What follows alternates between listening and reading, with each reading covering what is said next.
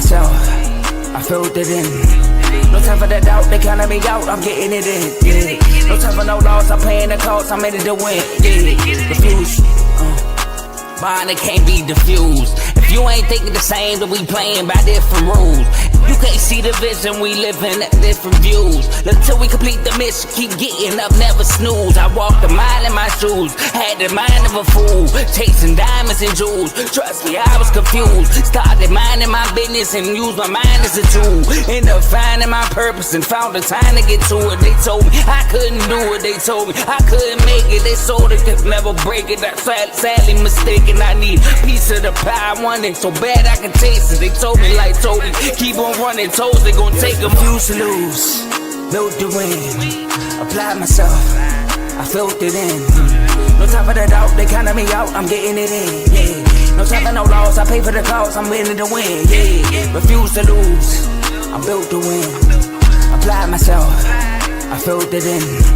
No time for the doubt, they counted me out, I'm getting it in, yeah. No time for no loss, I'm paying the cost, I'm in it to win, yeah. Refuse. Welcome back to CTC. I'm your gracious host, Carl, and I'm back with another episode. And today, we're going to recap Saturday's game, the Army-Navy game, which was a really good game, and the LA Bowl, Boise State, Washington, which it was a beatdown for sure. It was definitely a beatdown. Now, before I do that, I'd like to ask that you like, comment, share, subscribe. It helps the channel, it helps the network, it helps my channel, CTC, by way of the Refuse to Lose Network. And we're just going to hop right into it. We're going to start with the Army-Navy game, which, like I said, was a really good game. Nice back and forth. It did look like Army at first may run away with it. They scored a touchdown on their first drive. It took 7 minutes and 21 seconds off the clock. And in typical military academy fashion, long scoring drives. Army ties the game up with that because Navy struck first. Then Army would go on to take another 8 minutes and 21 seconds off the clock to kick a field goal to go up 10-7. They will ultimately kick 2 more field goals and be up at halftime 16-10. Like I said, man, Army was just tough to stop. Navy did throw an interception leading to that last Army interception. And I thought, dang, this is another year where the team posed to win, lose. Last year, if y'all remember, Army was favored in that matchup. Navy got like 3 takeaways against Army and ended up winning by like multiple possessions. I was like, dang, this is about to happen again. But then Navy comes out. I believe Navy scores. Navy doesn't score. But then Army throws an interception. Navy scores on 4th and goal. But the play before that was insane. So Navy gets it down to like the 1 or 2 yard line. They try to run a tush push with Blake Horvath. And then out of nowhere, you just see the ball comes out the pile. And Army's right there. The Army defender has it, but instead of trying to fall on it, he tried to scoop it and run. And I believe Alex Texa is the guy that knocks it out. No, I think Eli Heinrich knocks it out, and Alex Texa is the one that falls on it. It's either Texa knocks it out and Heinrich falls on it. I always say his name wrong. Or Heinrich knocks it out and Texa falls on it. But either way, heads up play by the Navy offensive player to knock it out and fall on the ball, leading to a 3rd and goal from like the 8, which was incomplete. And I thought Navy gonna kick this and then try to get the ball back. But no, on 4th and goal from the 8, Navy goes for it. And who else but, in my opinion, the MVP of the game, Eli Heinrich, beats his man 1-on-1 with like a little, I want to say like a little bang 8 skinny post, and scores the touchdown to go up 17-16. So now Army has the ball, and Army throws another interception. I believe it was, Army throws another interception, or it was a turnover on downs, but I want to say it was an interception. Navy gets the ball back with 1 first down, winning the ball game. And on 3rd and 3, Blake Horvath keeps, and he gets hit, and in the pile, you see the ball pop up. And I'm like, oh, man, Army about to get a chance. But he catches it, and he goes down, and he's short, and you just see Army come out with the football. And they call it a fumble. And they say Army recovers. But after review, he was actually down, and the Army defender took it away from Horvath when he was down after he caught his own fumble. So it's now 4th and 1. Army has no timeouts. think we're a little bit above the 2-minute warning, but that don't matter. They convert. They go to the 2-minute timeout. 2-minute timeout. College football's called the 2-minute timeout, not the 2-minute warning. My apologies. And then they just knee it out. And who else but again the MVP Eli Heinrich gets the first down and ends it for Navy to win their second Commander-in-Chief trophy in 2 years. So 2 years straight, they won the Commander-in-Chief trophy, 17-16. The game was played at M&T Bank Stadium in Baltimore. It was a great game. A lot of Army came out and threw the ball more than I expected. Kale Helms actually looked pretty decent. Now he did throw the interception down the right sideline, or on the right sideline, I should say. That was a play by the Navy defender, but like I said, Army came out and looked unstoppable. But Navy, I believe, held Army. I want to say if they didn't shut them out, they held them to 3 points. Maybe it was 13 at 10 at halftime or something like that. But the Navy defense did a great job capitalizing on opportunities, and they ultimately won the game. I mean, in large part of recovering 2 big fumbles as well. So shout out to the Navy midshipmen right here in Annapolis, Maryland. Well, I'm not currently in Annapolis, but in Maryland, for getting that Commander-in-Chief trophy. And good luck in the bowl game. I forgot who they play in the bowl game, but we'll talk about that when we get there.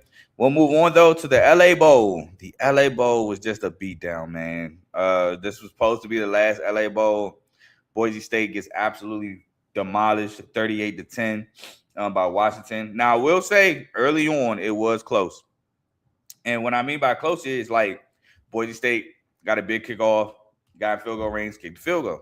Washington started driving down. It looked like they might drive down and score a touchdown, but I want to say it was a penalty with like a drive killer, and they settled for a field goal. Then it was kind of back and forth. Nobody could score until a busted coverage on a blitz left Denzel Boston wide open on a deep post for a touchdown. And that busted coverage felt like it blew the game open for the Washington Huskers. Now, they did say that on the sideline, Spencer Danielson, said that, hey, man, we was in this game up to that busted coverage, like stay in it. But that busted coverage, it just seemed like it killed the momentum of Boise State, because then the interceptions came. Then more touchdowns came. Damon Williams just started going on a tear. He finished the game with 4 touchdowns. He went on a tear. Yeah, man, it was just a great game. And I don't know if they announced the bowl game MVP. I didn't watch the end because it was just a blowout. Really, for real.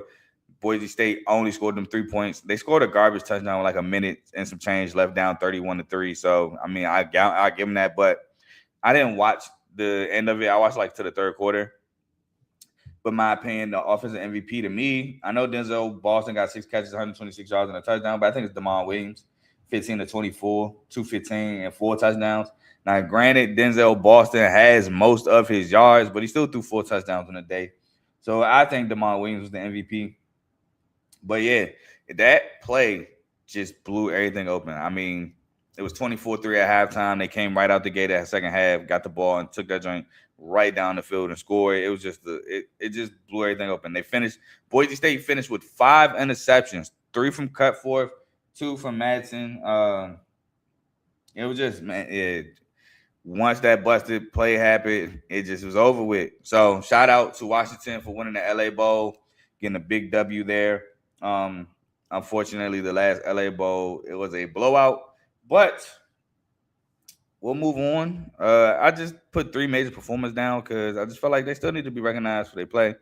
And the first one, if I can get my sound ready. I put him here because he's the MVP. His stats not going to amaze you, but to me, he was the MVP of the Army-Navy game, so I put him here. And it's Eli Heinrich.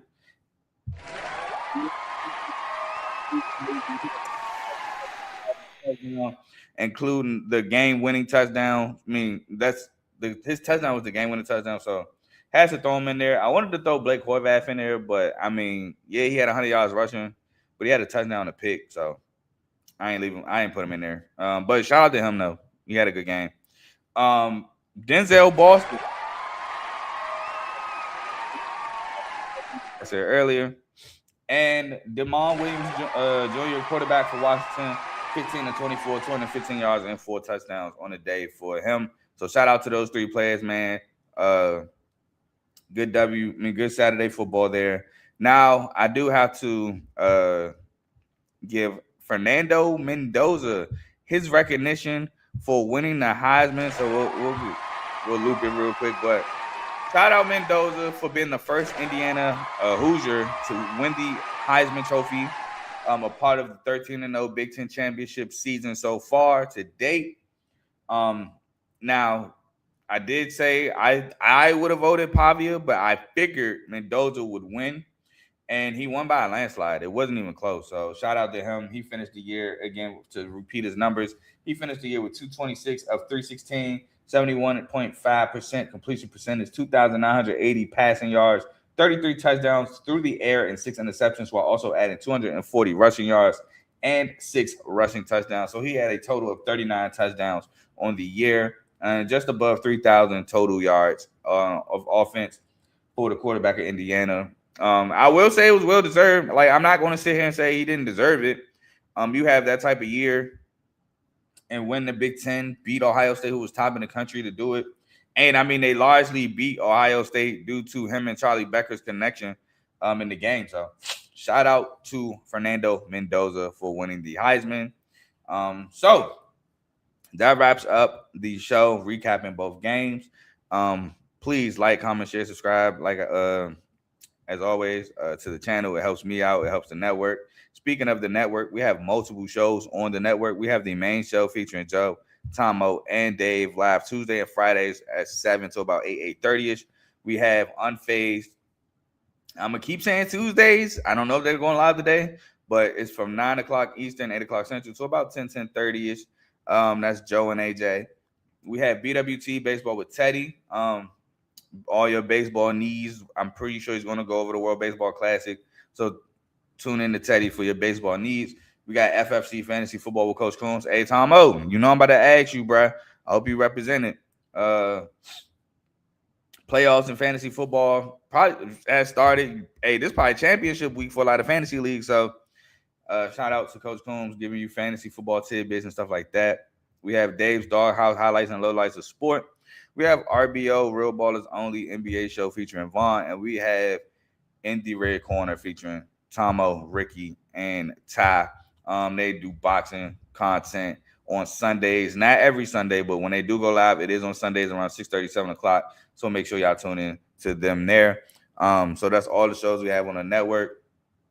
Lastly, hey, man, bowl week starts today. We got Jack State, Troy, and I think the Salute the Service Bowl today. So I'll be back with another episode around like 6 o'clock to talk about the bowls from today until Friday, not including the playoffs. The playoffs will have its own episode. So we're going to do, I believe it's 5 bowls, maybe 6. And it's 6 bowls in the next episode around 6 o'clock. I know we got Troy, Jack State. We got Old Dominion, South Florida. We got NC State and Memphis, I believe, on Friday.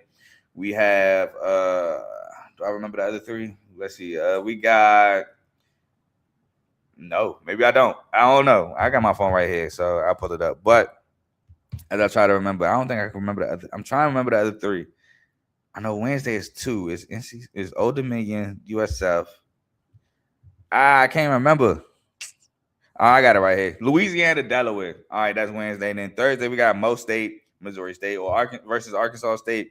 And then Friday, we got Kennesaw State, Western Michigan, Memphis, and NC State. So those are the 6 bowls that we got coming up, minus the playoffs, because the playoffs get their own episode. Also, one more thing I got to explain. So you see my record, the Pick'em, 146.79. I went 2-0 last week, or past Saturday. Picked Navy, I picked Washington.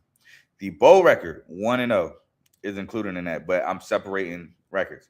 There will be a third. There will be the playoffs. That will have its individual record, which will be included in the Pick'em, but I'm, just for some organization. How I did in the playoffs will also be up there once the playoffs start. So just explaining that a little bit. But y'all enjoy the rest of y'all Tuesday. I'm telling y'all, it's tough for me to pick these bowl games. I already didn't flip-flop back and forth on a couple of them. So I'm about to try my best to pick these bowls and get this content ready for y'all around 6 o'clock. But I'm gone. Peace.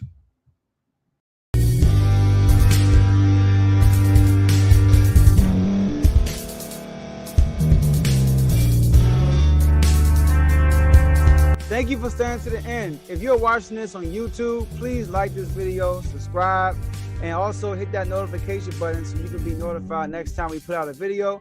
If you're listening on any podcast platform, subscribe and hit that notification button, y'all, so you can be notified we put out another podcast audio. And last but not least, hit that share button. No matter what you're listening to or watching it, hit that share button and send it to somebody that you know that would love to watch this episode you just listened to. So once again, thank you for staying to the end, and we'll see y'all in the next episode.